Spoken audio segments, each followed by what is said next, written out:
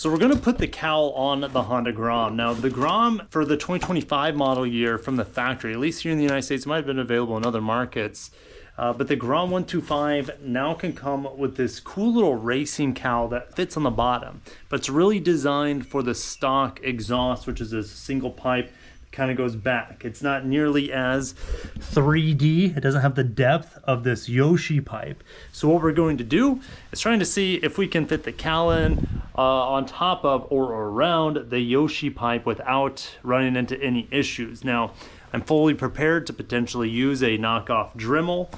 So I got a couple tools here to see if we need to shave things down a bit. So let's start that unboxing though. Now the cowl, if you don't get it on a new Grom and you're buying it in the aftermarket, it costs me around $100. Now there are knockoff cowls out there that will give you a similar looking cowl, but I might not have the Honda logo. You can always put Honda stickers on here.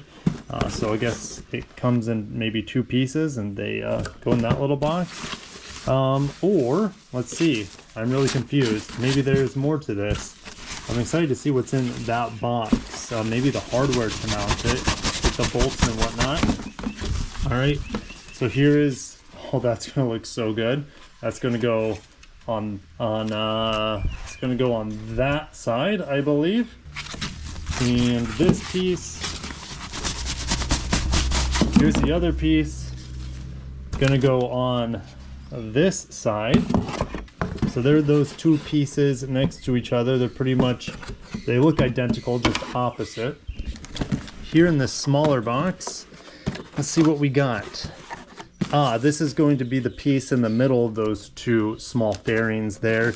Oh wow, and the hardware is quite extensive. Much more, and this is a heavy metal bracket here, so the hardware is much more substantial. Go figure, Honda over engineering, or maybe perfectly engineering.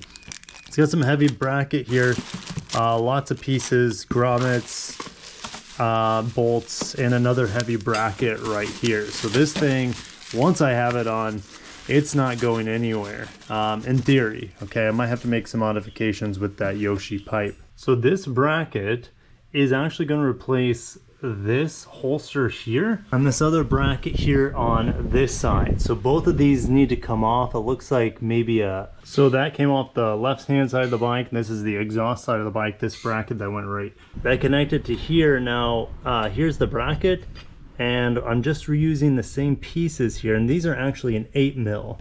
Luckily I had an 8mm socket. You're gonna need an 8mm socket for this, and probably a fairly deep one as well. Now the next bracket could be a bit tricky. I might have to remove my my pipe here to get the bracket on. I gotta connect this guy with 2 12mm nuts. Sorry, 2 12mm bolts, and that could be a big problem. So let me try to figure this out.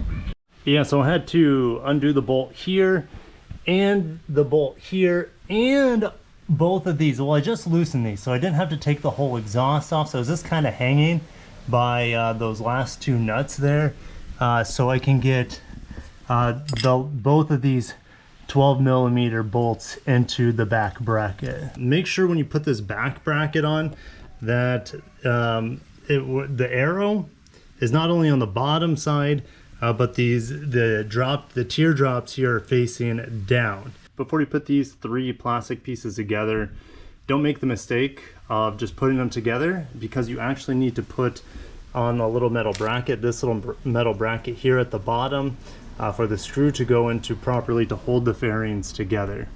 Okay, when it's all said and done, you're going to need a 5mm hex or Allen wrench, and that threads in that bottom piece there. I don't want to tighten it too much. Anytime you're threading through, well, or putting pressure against plastics, don't put too much pressure on it, kind of just hand tight. But yeah, this is what it should look like. There's a couple grooves on each side for this middle plastic piece to kind of snap into like Legos, and then you just put that screw in. So I'm learning along the way. I didn't realize there was another set of holes here for these screws to go into, because I went to line up the cowl, and the cowl wasn't nearly big enough to fit on how widely spaced the bracket was from back to front. So we're gonna have to undo these two. I believe these are 12 and put them on the front one. This is probably where a center stand would bolt into. All right, before we start putting on, let's get our grommets on around the circles or the holes here. There's gonna be 4 grommets. You have 4 holes. This is the last one for me to put the grommet through. And then once you have your grommet in there, you're gonna put this metal sleeve washer piece that goes right through most of the holes except this hole. The front right is going to use more traditional washer, which of course they give you as well. And before I start putting the cowl on, I think this is a good time to go ahead and clean off the exhaust and bolt that back up to where it should be. Now Honda actually, if I pull it, I think somewhere in here, they include a new exhaust gasket. So that's going to be up for you guys if you want to install a new exhaust gasket and drop your entire exhaust, which I'm 95% of the way there, so I might as well go ahead and do it. I haven't even looked at the interference with the exhaust potentially, but I had to take off my aftermarket shifter just to get this on properly. Now, I don't know how the cowl is going to interfere with the up and down shifting motion here, but it's going to, so I'm gonna have to modify the cowl. We got every single fastening point in it. In fact, I didn't run into any issues with the Yoshi exhaust, but I did run into the shifter. My aftermarket shifter still kind of rubs against it.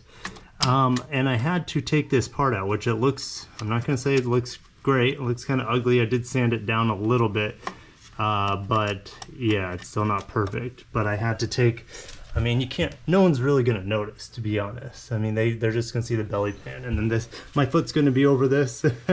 So, you know, most people aren't gonna notice, but it does kind of rub. If you have the stock shifter, it's not gonna be an issue because the stock shifter sits farther off the bike. And so, yes, you can, if you're risky, you can maybe try to slide this off a little bit, but I don't want to lose my shifter. So, there it is.